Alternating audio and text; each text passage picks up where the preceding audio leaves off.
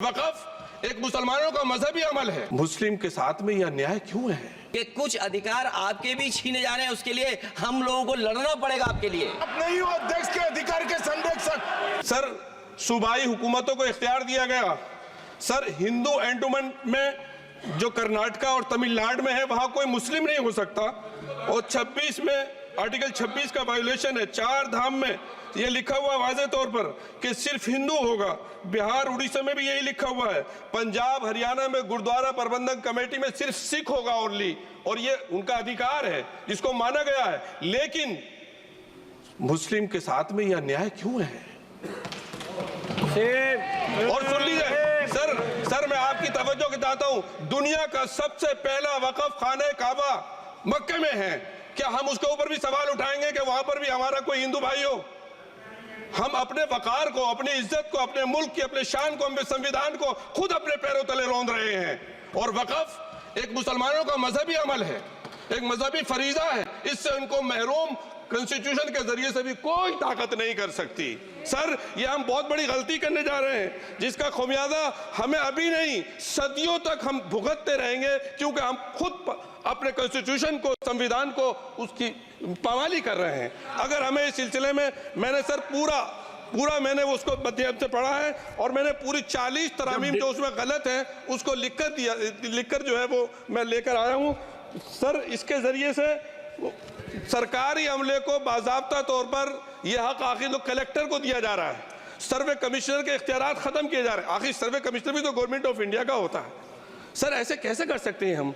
और फिर सर, उसमें मेरे मजहब के मुतालिक चीजें हैं तो वो कैसे कोई दूसरा तय करेगा? क्या कुरान में क्या लिखा है, फिक़ा में क्या लिखा है, इस्लाम में क्या लिखा है, ये आप तय करेंगे या मैं तय करूंगा? सर, इससे हम मजहब में दखल अंदाजी कर रहे हैं, इंटरफेरेंस ऑफ द रिलीजन कर रहे हैं। सर,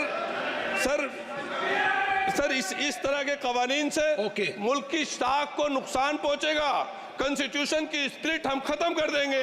और अगर ये होगा तो कोई भी अकलियत, कोई भी माइनॉरिटी अपने आप को हिंदुस्तान में सेफ नहीं करेगी। पिछले दिनों सिखों के साथ भी ये हुआ और कुछ ईसाई भाइयों के साथ भी इस तरह के वाकयात हुए हैं, जिसकी वजह से सब लोग अपने आप को असहाय महसूस कर रहे हैं। 10 साल से जो मुल्क में माइनॉरिटीज के साथ, उनके हुकूक के साथ, उनके रिलीजन फ्रीडम के साथ जो खिलवाड़ किया जा रहा है, उससे रूह कांप जाती है। और दिल ऐसा महसूस होता है कहीं ऐसा ना हो कि जनता इन हुकूक के लिए, कॉन्स्टिट्यूशन को बचाने के लिए दोबारा सड़कों पर आ जाएगी। सर, अध्यक्ष महोदय, सच्चाई ये है कि भाजपा अपने हताश, निराश, आप तो इस कानून चंद कट्टर समर्थकों के तुष्टीकरण के लिए ये बिल लाने का काम कर रही है।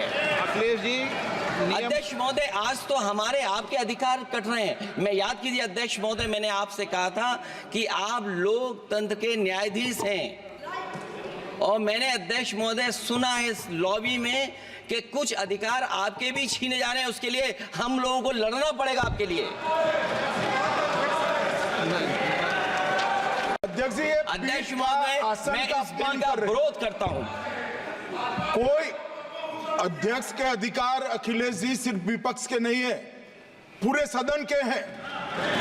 इस तरह की गोलमोल बात आप नहीं कर सकते हो।